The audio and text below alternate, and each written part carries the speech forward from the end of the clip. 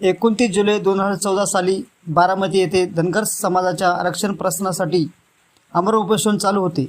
आपण स्वतः विरोधी पक्ष या नात्याने राज्यातील धनगर समाजाला विश्वास दिला की आम्हाला सत्ता द्या, पहिल्या कॅबिनेटमध्ये धनगर समाजाच्या आरक्षणाचा प्रश्न सोडवतो। पण या घटनेला 29 जुलै 2026 रोजी 12 वर्ष पूर्ण झाली, म्हणजे एक तर पूर्ण होत आहे।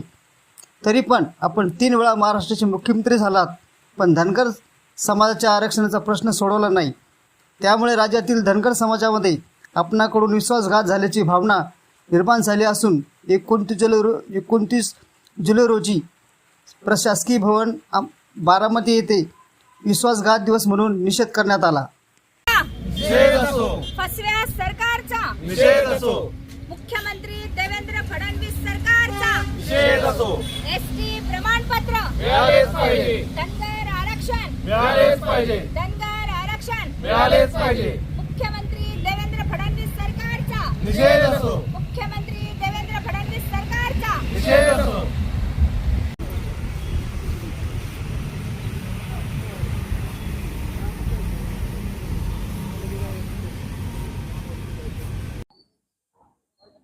आज 29 जुलै 2026 29 जुलै 2014 रोजी आजचे मुख्यमंत्री देवेंद्र फडणवीस यांनी बारामती शारदा प्रांगण या ठिकाणी उपोषण सोडतेवेळी जे आश्वासन धनगर समाजाला दिलं की पहिल्याच कॅबिनेट आम्ही आरक्षण लागू करू।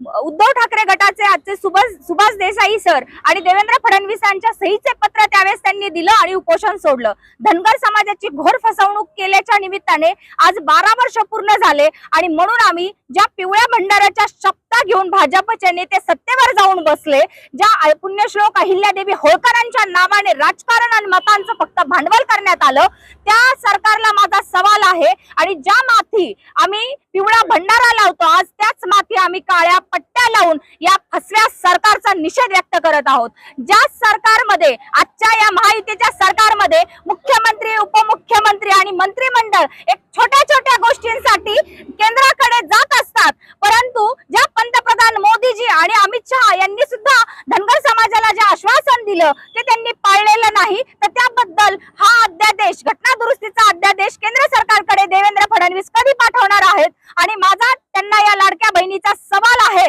जर आपण या भारताच्या संविधानाचा अवमान करत असाल आणि धनगर समाजाची एवढी मोठी घोर फसवणूक करत असाल, तर आपणाला मुख्यमंत्री, उपमुख्यमंत्री यांनाही माझं सांगणं आहे की आपणाला त्या खुर्च्यांवर बसण्याचा काहीच अधिकार नाही।